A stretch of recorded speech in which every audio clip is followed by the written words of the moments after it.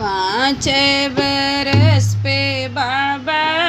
ब्याह्यो दसई में गावन दियो दसई में गावन दियो बहनी 12 बरिस कहूँ मरिया तो पिया पर देश गए हो बहनी 12 बरिस कहूँ मरिया तो पिया पर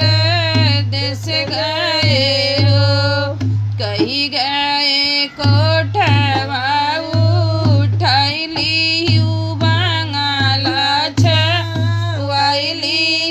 बांगला छवाइली हो राजा कही गए बेटवा हो वाइली तब घर आइबई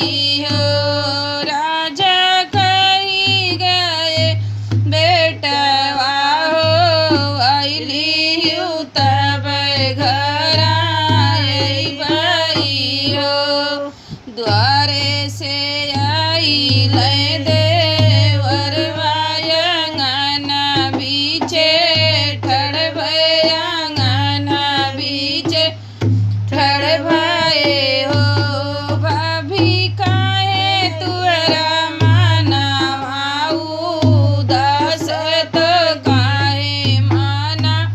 धूमिल हो भाभी काहे तुअरा मानवा उदास तो काहे माना धूमिल हो कही गए कोठवा उठैली बांगला छवाइली बांगला छवाइली हो राजा कही गए बेटवा हो आइली तब घर आइबई हो राजा कही गए बेटवा हो आइली तब घर आइबई हो छोड़ऊ ना भाभी पियरिया पहिनो चुनरिया तो पहिनो चुनरिया भाभी धरहु जोगिनिया के वेश भैया मिलिया बहू भाभी धरहु जोगिनिया के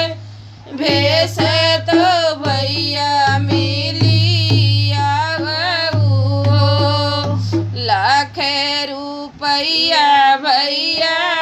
जइए जी तो जीने भाभी ले सो तो जीने भाभी ले सऊ भाभी तनी एक मुख वारू मलिया तो हाथे अंगूठिया भाभी लैले मुख करू मलिया तो हाथे मुनरिया छोड़ी दे